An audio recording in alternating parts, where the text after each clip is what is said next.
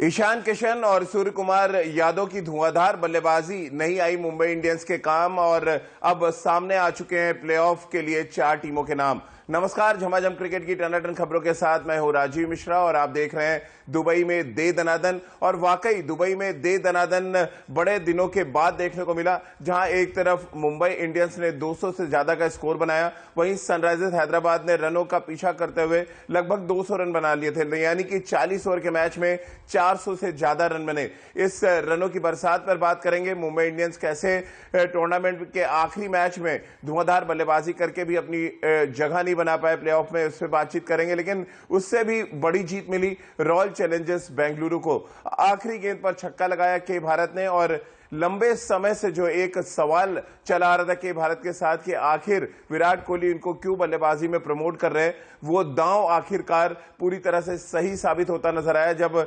नाबाद उन्होंने मैच जिताने वाली पारी खेली और मैक्सवेल के साथ शतकीय साझेदारी करके इस बात को तय किया कि आखिरी लीग मैच में आरसीबी जीत के साथ प्लेऑफ में जाएगी। प्लेऑफ में कौन किससे भिड़ेगा ये आपको बताएंगे, क्या है पूरा शेड्यूल ये भी आपको बताएंगे और अपने क्रिकेट एक्सपर्ट्स के जरिए आपको समझाने की कोशिश करेंगे कि टॉप 4 में पहुंचने वाली टीमों में टॉप 2 को क्या फायदा होने वाला है और नीचे वाली 2 टीमों में कौन सी ज्यादा दमदार नजर आ रही है। लेकिन सबसे पहले बात कर लेते हैं ऋषभ पंत, जो दिल्ली टीम के कैप्टन थे, भारतीय टीम के विकेट कीपर हैं। उनका क्या कुछ कहना था मैच हारने के बाद, और जो भारतीय टीम के साथ लगातार ट्रेवल कर रहे हैं के भारत, उनको दूसरे विकेट कीपर के तौर पे देखा जाता है टेस्ट क्रिकेट में। रिद्धिमान शाह, ऋषभ पंत और के भारत, ये ऐसे 3 विकेट कीपर हैं जिन पर सेलेक्टर्स की नजरें रहती हैं टेस्ट क्रिकेट के लिए। उन्होंने T20 फॉर्मेट में किस तरह से मैच विनिंग पारी खेली और उसके बाद उन्होंने क्या कुछ कहा, आइए वो सुन लेते हैं।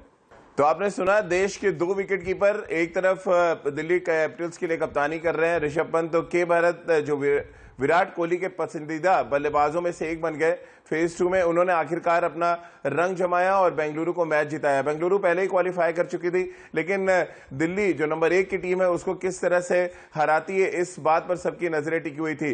राजकुमार जी, एक बड़ी जीत मिली आरसीबी को और इस जीत के साथ अब उन्होंने बाकी जो 3 टीमें और क्वालिफाई करी है उनको कम से कम डराने का काम तो कर ही दिया है।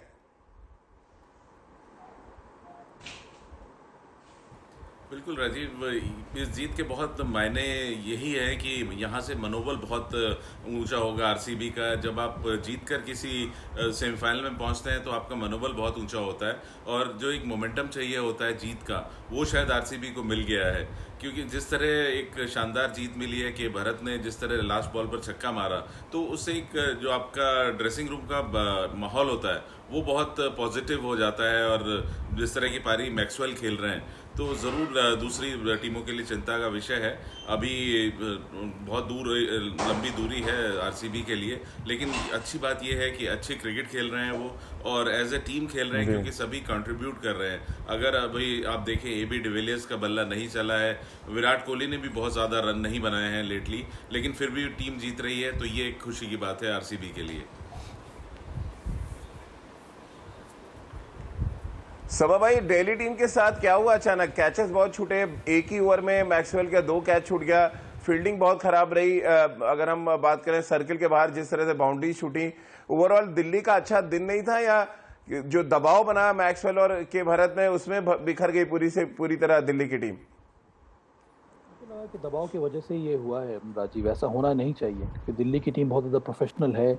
पर जिस तरह की साझेदारी निभाई केएस भारत और ग्लेन मैक्सवेल में, दबाव धीरे धीरे बढ़ता गया। उसके साथ साथ जो मेन बॉलर्स हैं दिल्ली कैपिटल्स के, उनके थोड़े महंगे ओवर साबित हो गए जिससे दबाव बढ़ता जाता है। और अंत में मुझे लगता है कि उसी का नतीजा था कि आरसीबी ने बहुत ही शानदार जीत यहाँ पर दर्ज की है। आवेश खान जिन्होंने पूरे आईपीएल में शानदार गेंदबाजी की थी, उनके ओवर्स काफ़ी महंगे साबित हुए। अंतिम के ओवर में भी उन्होंने ज़्यादा रन दे दिया और इस तरह की बातें होती रहती हैं। जैसे कि ऋषभ ने कहा कि बहुत कुछ सीखने को है, तो सबसे बड़ी गलती मुझे लगता है दिल्ली कैपिटल से बल्लेबाजी में हुई। इतनी अच्छी शुरुआत मिलने के बाद जितनी स्ट्रॉन्ग फिनिश होनी चाहिए थी वो हुई नहीं, और उसी वजह से मुझे लगा कि जो मोमेंटम है वो ब्रेक में आरसीबी की तरफ ही शिफ्ट हो गया। और उसके बाद वो जो साझेदारी भारत और ग्लेन मैक्सवेल के बीच में हुई, वहाँ से निकलना कठिन हो गया दिल्ली कैपिटल्स के लिए। पर ये बहुत ही एक बहुत बड़ा वेकअप कॉल है दिल्ली कैपिटल्स के लिए कि अब आने वाले वक्त में क्वालिफायर्स होने वाले हैं, प्लेऑफ्स के मैचेस शुरू होने वाले हैं, दिल्ली का मुकाबला चेन्नई के साथ है। बहुत ज़रूरी है कि आपकी आउटफील्ड अच्छी होनी चाहिए, आपकी कैचिंग अच्छी होनी चाहिए, तभी आप इस प्रकार के बड़े बड़े मैचेस जीत पाएंगे।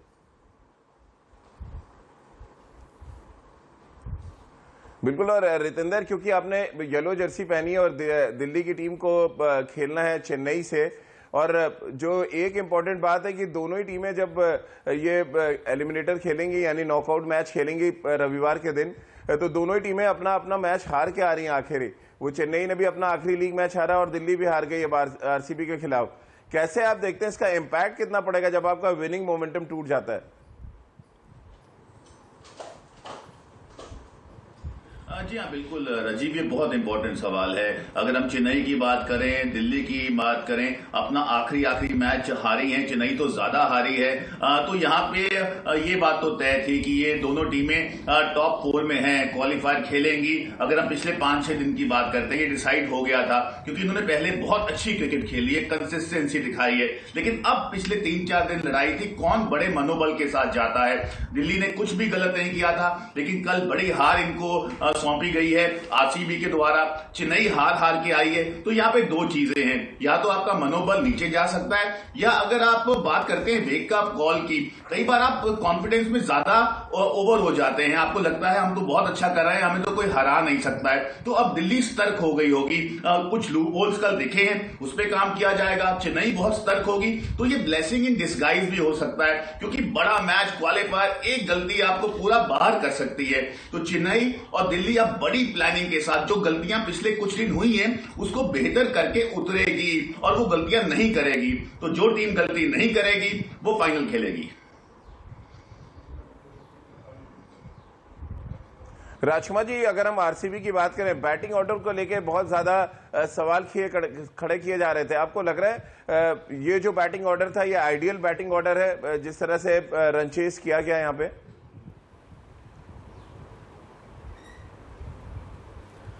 काफ़ी हद तक ठीक है राजीव। अगर देखें तो स्टेबिलिटी मिलती है इस बैटिंग ऑर्डर से।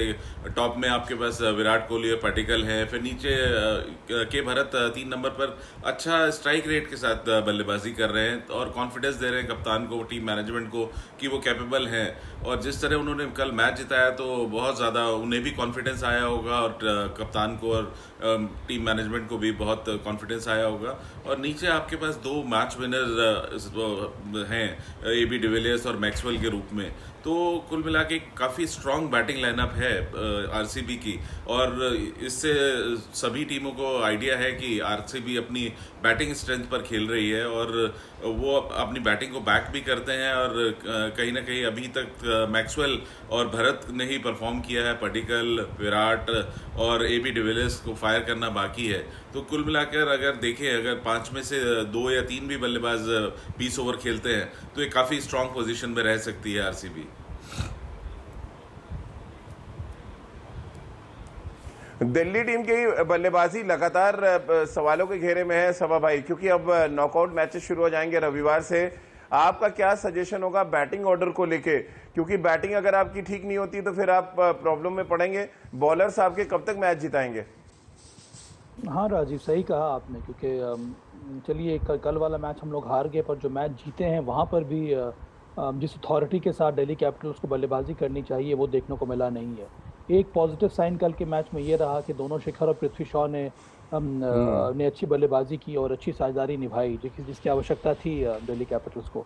हमारा मिडिल ऑर्डर जो है, जो जिस प्रकार से क्लिक करना चाहिए वो हो नहीं पा रहा है। विशेष करके कप्तान ऋषभ पंत, कल वो नंबर 3 पर आए थे बैटिंग करने के लिए, वहाँ पर भी कुछ प्रकार एक तरह से इररिस्पॉन्सिबल शॉट्स वो खेल कर आउट हो गए और ये एक तरह का ट्रेंड बनता जा रहा है।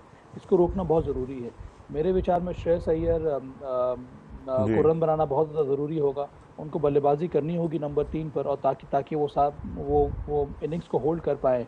उसके साथ साथ ऋषभ पंत, शिमरन हेटमेयर पूरा प्रयास लगा रहे हैं, पर उनको बल्लेबाजी काफ़ी देर में आ रही है, तो उसके ऊपर भी ध्यान देना पड़ेगा दिल्ली कैपिटल्स को, क्योंकि बहुत अहम कड़ी ऋषभ पंत की बल्लेबाजी है राजीव, क्योंकि वो नंबर 4, नंबर 5 पर आते हैं बैटिंग करने के लिए। अगर वहाँ से आपको रेगुलरली रन नहीं मिल रहा है तो फिर चिंता का विषय ज़रूर है दिल्ली कैपिटल्स के लिए।